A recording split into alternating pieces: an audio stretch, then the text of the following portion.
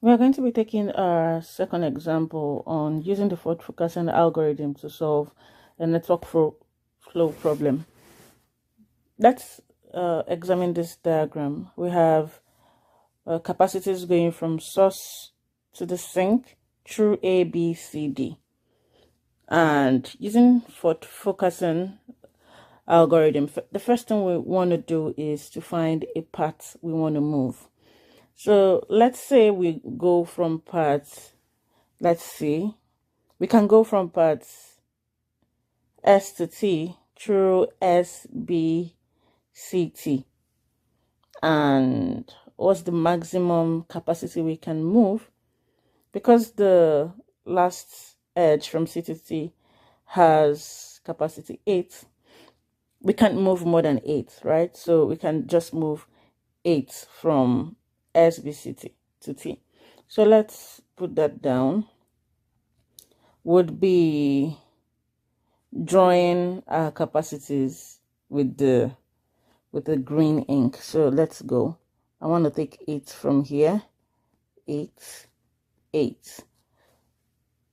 As it's done with Fulkerson, we want to draw our residual graph. So let's put that down real quick. I'll just grab this, put it here. So now we are going to draw our residual graph. And for the residual graph, we've used up everything here. So we would have our arrow going backward, right? The capacity of this would be 8. We've used 8 from 10. So the only capacity we have going forward from B to C would be 2. And, oh, that's the wrong color. And going from C back to B, that would be 8. And we've used up everything here. So we have 8. So this is our first residual graph for the first moved capacity. So let's go again. As we usually do, let's grab this. So looking at the residual graph, because with the Fulkerson algorithm, we make our decision looking at the residual graph. So looking at the residual graph, what other capacities do you think we can move or we should move? What would be the best to move? Let's see. We can choose under path. Meanwhile, I forgot to put down this part. We chose path S, B, C, T. So let's choose under path. We can choose path SAT. Yeah. So let's choose path SAT. And we can move at most 5. So let's move 5. So we have 5 here, 5 here. So now let's put down our residual graph for that movement. So we have, okay. So this is what our residual graph would look like. This is a residual graph. So we have, let's see, everything here has been moved. So now we have 5, capacity of 5.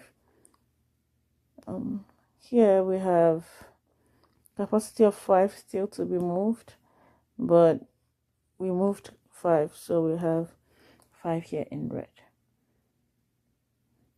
From this residual graph, we can choose to go SDT. That will be our next part. S to D to T, right? So let's quickly grab what we have left here. SDT. So let's grab this. We have, yes, SDT. Okay, so we can move at most 10, but we can't move 10 because from S to D is 5. So we just move 5.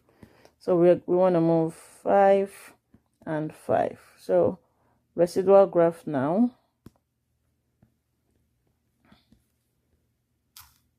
For the residual graph, we have this is 5, and for this one 5 is left, but we already used 5, so we have 5 left. I just hope everything happening here makes sense.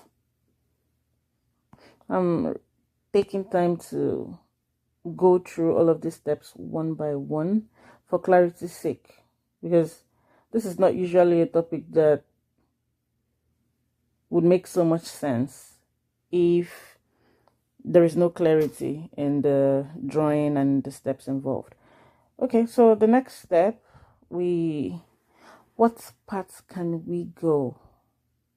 Yeah, I say we can go SAB DT, right? Yeah, we can go SABDT, and we can also go SAC, right? Can we go SAC? If we get to see what happens. No, we can't go SAC.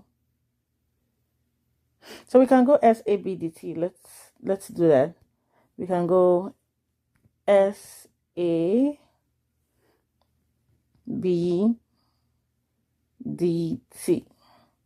Okay, so SABDT, from D to T is 5, right? That means we can move 5. But the least capacity on this part is 3, so we just move 3. So we can move 3, SA 3, 3, 3. Right, so now let's put down the residual graph. So for the residual graph, would have, for our residual graph, would have we have 3 here, so that means we have 8 and 2 left. We have nothing left here, so it becomes a red line. We have let's see, we have nothing left here, right? And DT, we took 3 out from here, so now we have 8 and we have 2 on this part, right? So what else can be taken away from here? We have SAC, but we can't get an edge to take us from C to T. We have, and if you observe, you see that there is still a capacity at source. In my last video, we talked about the min-max theorem and how to draw the minimum cut, the min cut, right? So at this point, we have reached our maximum value. Let's see, we've reached our maximum value.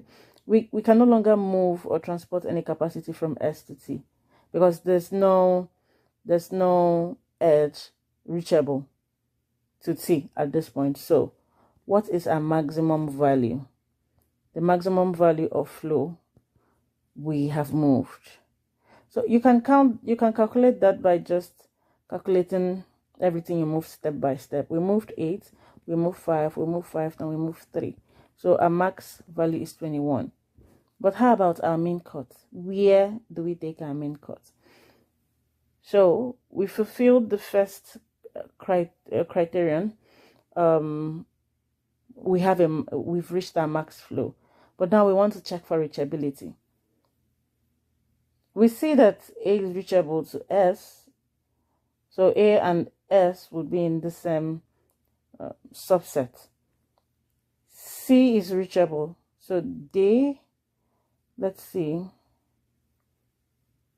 C is reachable from A, but let's see,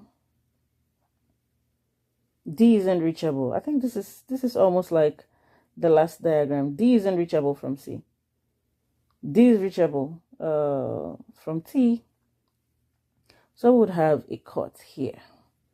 Let's put our cuts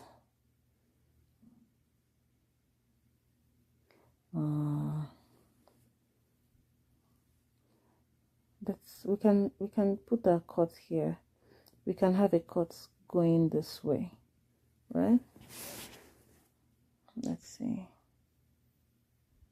Yeah, we can have a cut going that way. So we have S A B C and then DT.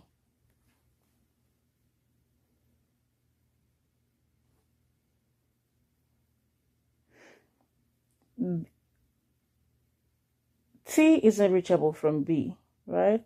That's why B isn't with T. We can't reach B from T.